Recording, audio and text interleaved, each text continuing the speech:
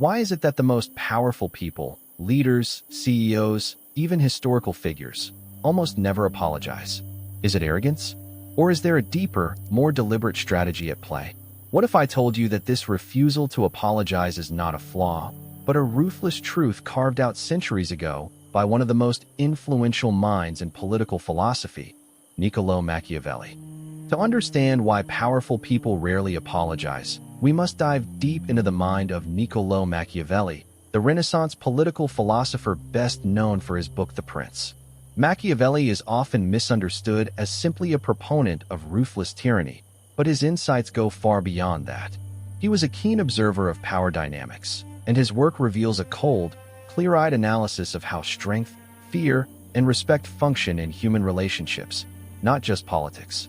According to Machiavelli, power is fragile. It's not enough to simply hold power. It must be maintained above all else. And in this brutal dance, any admission of fault risks undermining authority. Apologizing, in his framework, is not just a private acknowledgement of mistake.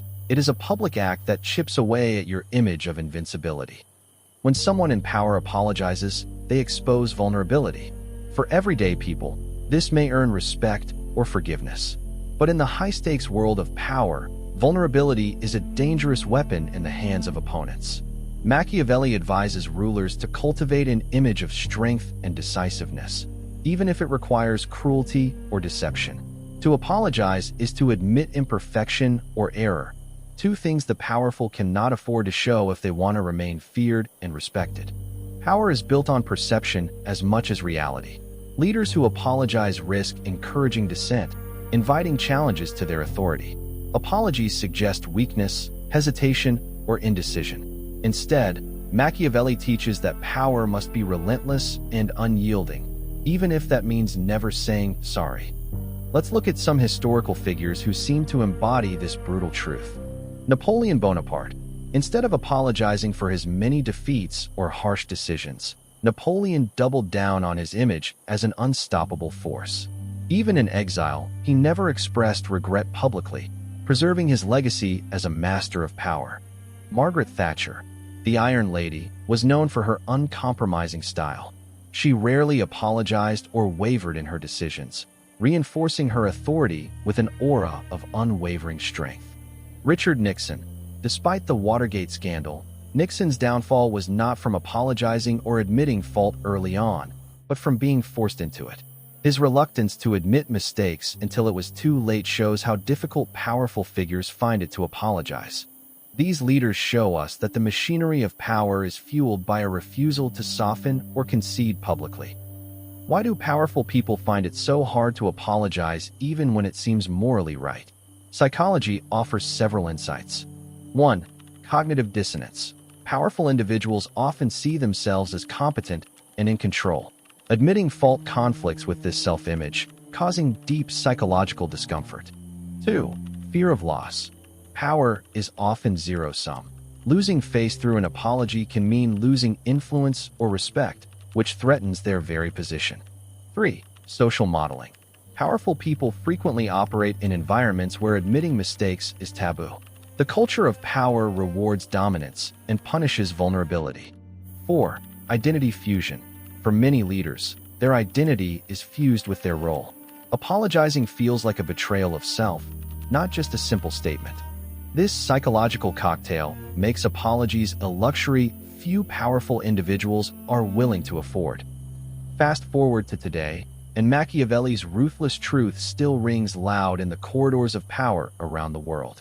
In modern corporations, politics, and even social media influence, we see powerful individuals who rarely admit mistakes or apologize publicly.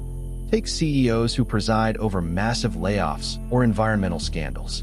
Instead of accepting responsibility, many use tactics like deflecting blame, launching PR campaigns to control the narrative, or simply refusing to engage. This is no accident. It's a Machiavellian playbook in action, preserving authority by maintaining a facade of control and infallibility. Even in political arenas, apologies can be weaponized.